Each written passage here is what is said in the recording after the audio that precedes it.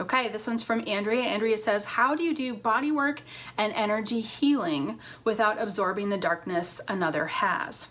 Are there any more visuals other than ground clear protect? Awesome, Andrea. So your GCP, ground clear protect, that's number one. But yes, when it comes to doing work, when it comes to healing energy, this is a very common issue for a lot of healers because you care, there's so much care and so much compassion. And when you bring your care and your compassion into the full mix, then you can pick up their energies because that's what you want. So when you go in with the intention of relieving these people from pain and suffering, and your energy body is wide open, then your energy body is going to go, oh, well, let me just take it. I'm just going to take it because that'll solve it. And it's almost a magnetic quick solution.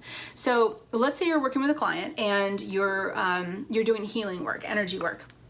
And let's start at the basics, that you're not ground clearing and protecting, you're not doing GCP, you're just stepping in with your heart and with your love, and you're going to do this energy work with this person.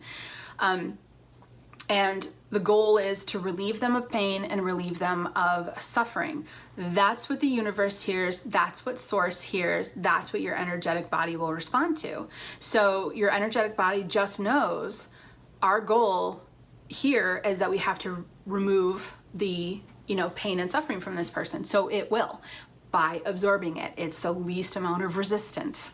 And so a lot of energy workers struggle with this, and they end up building up a lot of negativity and a lot of pain and suffering in their own energetic body as a result of it. And that comes through in headaches, sleepless nights, physical pains, colds, flus, exhaustion, etc., etc. So this is a wonderful, wonderful question for the energy workers out there.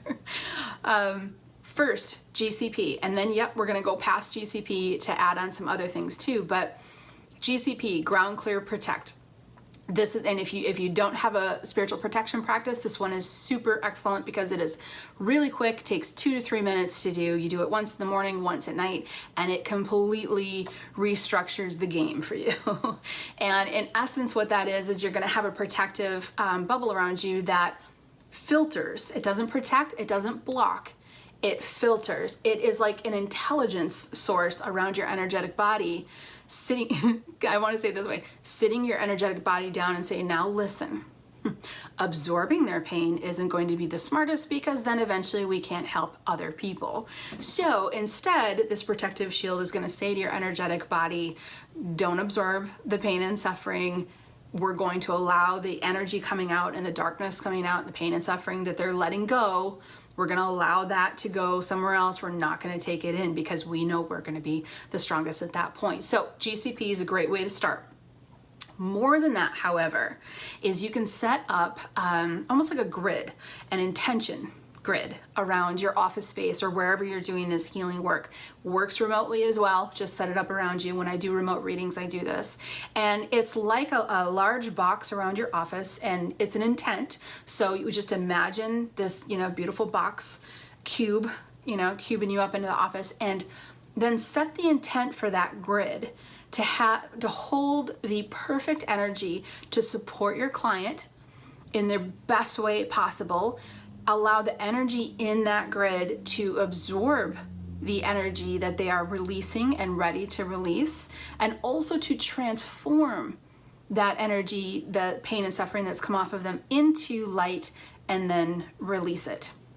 Release it back down into the ground, release it out anywhere, but in essence, box up the space that you're in and set the energy, the intent of the energy within that room, within that space, to have that energy be absorbing the pain and the suffering and the negativity coming off of the client, because they're ready to release it.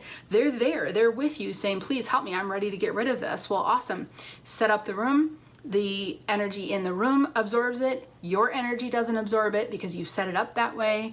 And then at the end of it, ask that energy be released, transformed to light, and then released. So it's almost as if you're setting up a sponge in the room that will absorb it for you. And then your job is just to move the energy, and you'll be far better at it, far more effective because you're not moving it. You're not allowing it to move through you.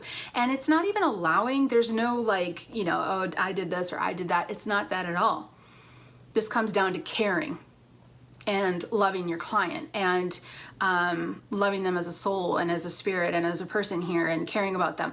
When we care, we magnetically pull, each other to each other. And so when we're in that space of caring, we can take on their garbage and their junk because we don't want them to have it anymore. Well, now we have it. So take an extra step to take care of yourself in addition to your client and set up space around you that can absorb that energy so you can stay clear, you can stay strong, and you can do even more work.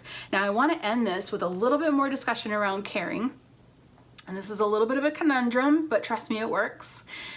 When you are doing energy work, when you're doing healing work, when you're doing readings, if you can set your care and concern off to the side, just temporarily, while you're doing the work, your work is going to be stronger. The intuitive messages are going to come through stronger and with more clarity. So it's a little bit of a conundrum because in essence what I'm saying is when you're doing the work, you stop caring.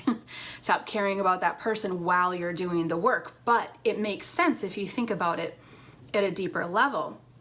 When we care and our heart's bleeding over and we're concerned and we have that intent and that emotion mixed into either the intuitive session or the healing session, then we're putting part of ourself into this, and that's making us vulnerable, and it's also blocking the pure channel of energy. So if we can step to the side with our I want to make sure it's better, I want our wants need to be put to the side, because then it's 100% about the client. So when we care, it's not 100% about the client. When we care, it's like 80% about the client, but 20% about us, because we want something. We want to see them better. We want to see them healthy. We want to see them happy. So if we can take those wants, those desires, that care and that compassion, just set it to the side, do your work as a reader, as a healer. As soon as you're done, pull that care and compassion back on, because that's who you are. It's why you're doing it in the first place. It's why you do energy work, healing, readings. It's because you care. Pull it right back on. I'm not saying to stop being a caring person or not care about others.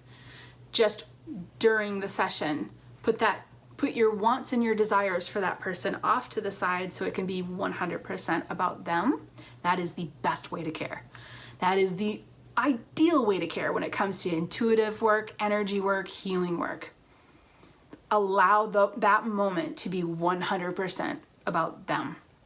When it's done, pull that caring back on and, love them and hug them if it's appropriate, or, just express your care and your compassion and hold that and wish and be excited for them and all of that as well. So if you can set your care and compassion off to the side to allow the moment to be 100% about them, and if you can set up the energy around you in the room to absorb what they are releasing, those two things are going to help tremendously. This was a wonderful question. I really appreciate it. Thank you so much.